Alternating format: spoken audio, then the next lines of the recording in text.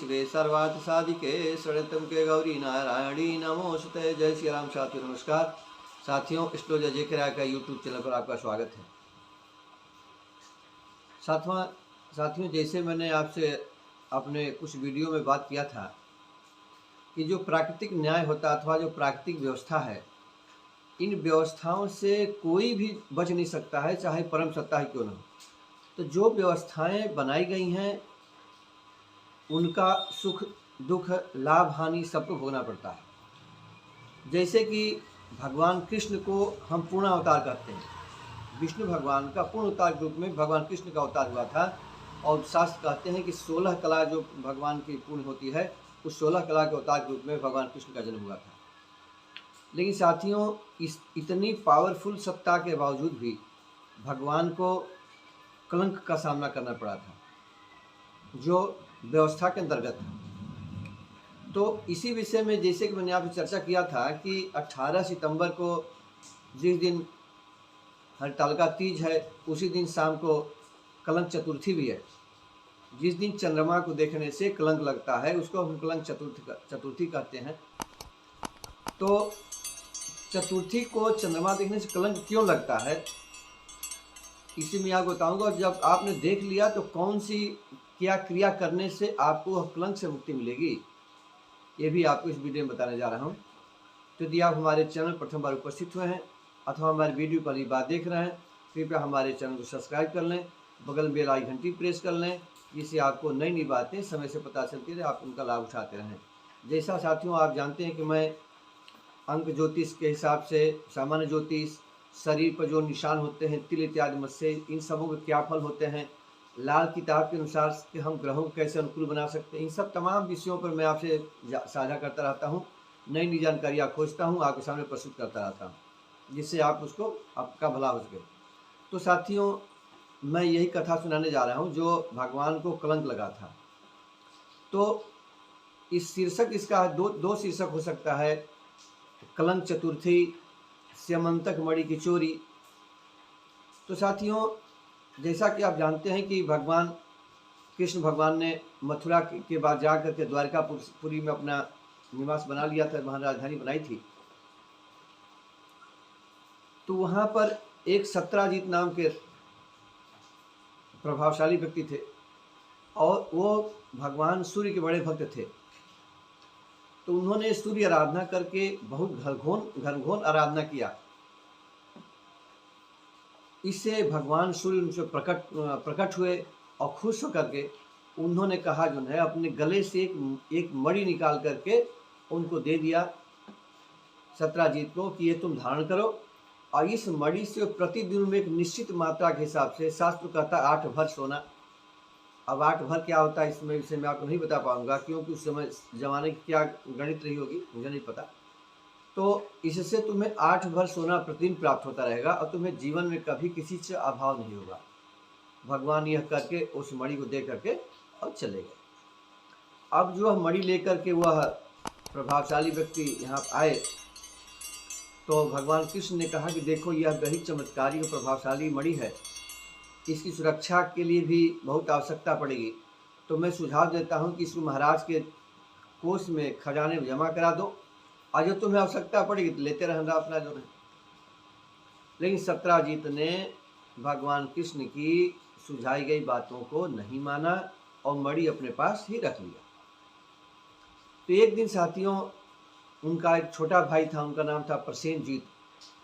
तो प्रसेनजीत ने क्या किया, मणि को धारण करके और घोड़े पर बैठ करके और शिकार करने के बहाने अपना शिकार करने के लिए निकल गए अपना। साथियों, जंगल में एक शेर ने प्रसेनजीत का शिकार कर दिया, प्रसेनजीत को मार डाला, मणि वहीं शेर के पास रह गई। अब साथियों, जब प्रसेनजीत बहुत दिनों तक अपने नगर को नहीं लौटे तो उनके बड़े भाई ने नगर में यह घोषणा करा दिया, सब जगह घूम घूम कहने लगे कि कृष्ण ने हमसे वह मणि मांगी थी, स्यमंतक मणि मांगी थी, मैंने उनको नहीं दी, इसलिए उन्होंने हमारे भाई को ही गायब कर दिया, हमारे भाई को मर्डर कर दिया, हमारे भाई की हत्या कर दी और मणि अपने आप रख ली। अब भगवान कृष्ण के कानों तक यह बात पहुंची तो उन्होंने कहा ये तो बहुत भारी कलंक लग गया मेरे पर जो है, तो कलंक कैसे दूर किया जाए। तो ये अपने कुछ साथियों को लेकर के और इस खोजबीन में निकल गए कि आखिर वह मणि गई तो गई कहाँ गई, प्रसेनजीत कहाँ गया। तो खोजते खोजते साहब आते जहाँ पर वो घोड़ा मरा पड़ा है, प्रसेनजीत को तो खा गया था वो जो है, घोड़े कुछ अवशेष पड़े हैं। तो प्रसेनजीत के कुछ अवशेष थे जिनके पहचान हुई कि प्रसेनजीत यहीं मरे हैं जो है, लेकिन मणि वहाँ थी नहीं। कुछ दूर आगे बढ़ते हैं थोड़ा सा, तो देखते हैं तो एक शेर का अस्थि पंजर पड़ा हुआ अपना जो है। तो वहाँ एक उन्होंने कुछ अपनी खोजबीन के से साथियों सबके साथ मिलकर ये हुआ कि यहाँ प्रसेनजीत आया था, यहाँ पर शेर से युद्ध हुआ और उसके बाद मणि गायब हो जाती है।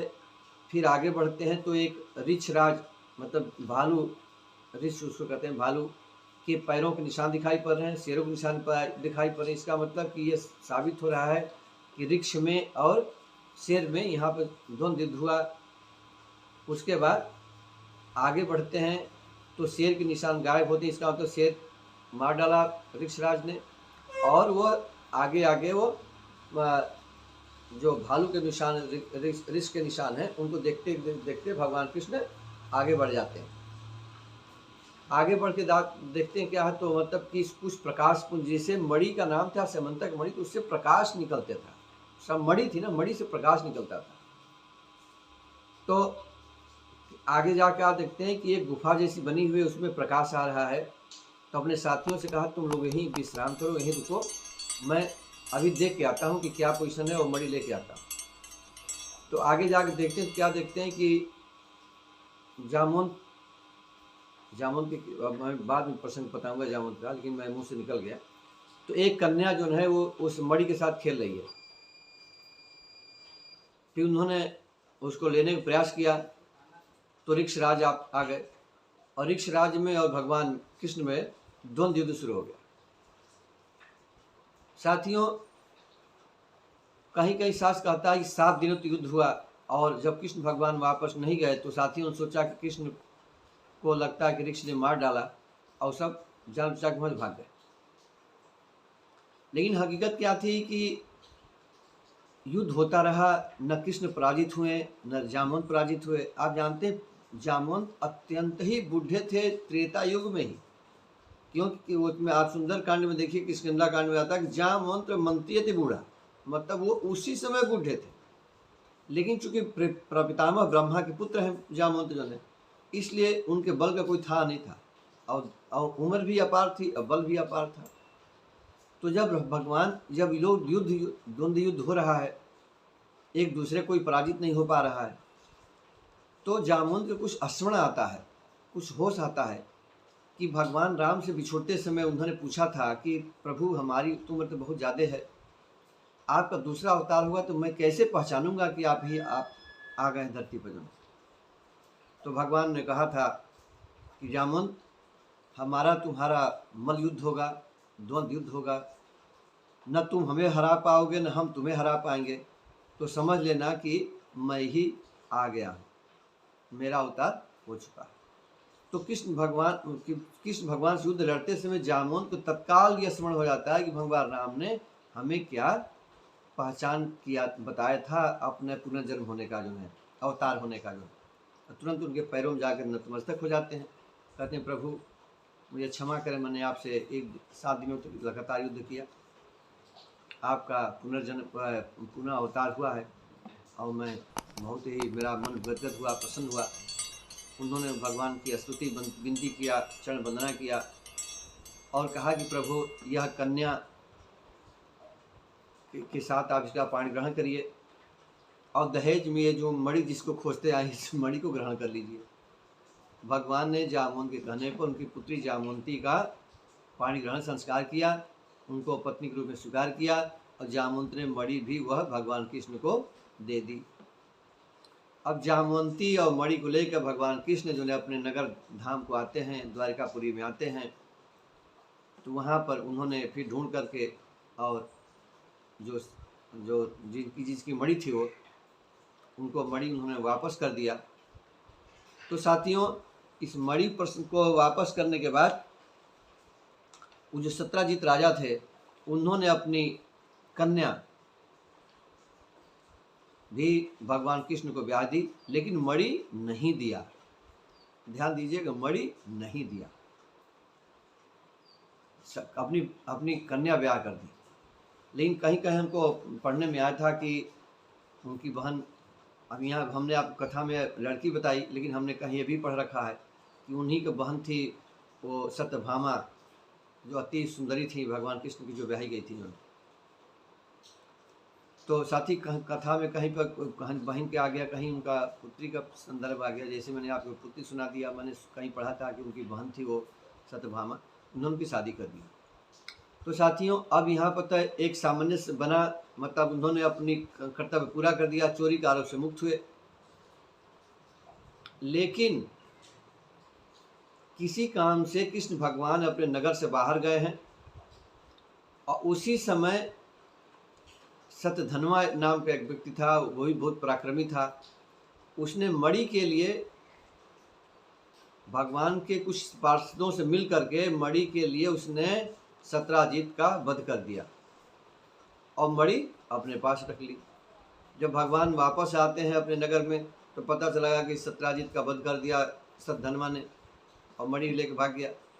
तो सत्यधनवा को उन्होंने पीछा किया, पता सत्यधनवा ने क्या किया कि मणि किसी और को सौंप दिया था और भाग गया। लेकिन भगवान ने उसको पकड़ के उसको वध कर डाला, लेकिन उसको पास से मणि बरामद नहीं मिली। और इस अभियान में बलराम जी भी साथ में थे। अब साथियों, बलराम जी लेकिन उसके मारते समय, सत्यधनवा के मारते समय बलराम जी नहीं थे। तो जब लौट के आए कि मैंने सत्यधनवा को वध कर दिया लेकिन मणि नहीं प्राप्त हुई, तो भगवान वो जो बलराम जी थे, उनके जो बड़े भैया थे, उनको विश्वास नहीं हुआ, कारण कृष्ण झूठ बोल रहा है, इसने मणि गायब कर दिया और पुनः भगवान पर कलंक लग गया साथ में। तो भगवान बड़े से विचलित हुए। जो नगर में चर्चा होने लगी कि बलराम जी कह रहे हैं कि सत्यधनवा को मार करके मणि कृष्ण ने गायब कर दिया। तो आखिर साथियों, ये भगवान ने उनके जो पुरोहित इत्यादि थे उन्होंने बताया कि प्रभु यहाँ को कलंक लगा हुआ है। कि क्यों कलंक लगा? तो साहब प्रभु तंत्रजामी होते हैं, तो सब कुछ जान लीला करते हैं। तो उन्होंने कहा कि ऐसी क्या बात हो गई जो मुझे कलंक लगा? तो उन्होंने कहा कि भगवान एक बार ब्रह्मा जी ने गणेश जी की उपासना किया था। तो साथियों, मैंने बहुत साल पहले, मेरे ख्याल से 75 के आसपास, मैंने एक पुस्तक पढ़ी थी आदिदेव गणेश। उस आदिदेव गणेश में मैंने पढ़ा था कि माता पार्वती ने भी उनकी आराधना किया था। जब आपको बड़ी हंसी आएगी कि माता पार्वती के तो पुत्र हुए गणेश अपना जो है। लेकिन उस पुस्तक, उस पुराण के हिसाब से, पुराण के हिसाब से, गणेश पुराण उस पुस्तक का नाम था, उसमें हमने पढ़ा था कि माता पार्वती ने भी उनकी आराधना किया था कि संतति प्राप्ति करने के लिए। तो आदिदेव गणेश हुए वो। तो आदिदेव गणेश की ब्रह्मा जी ने उपासना किया था। ब्रह्मा जी की उपासना से आदिदेव प्रकट हुए थे।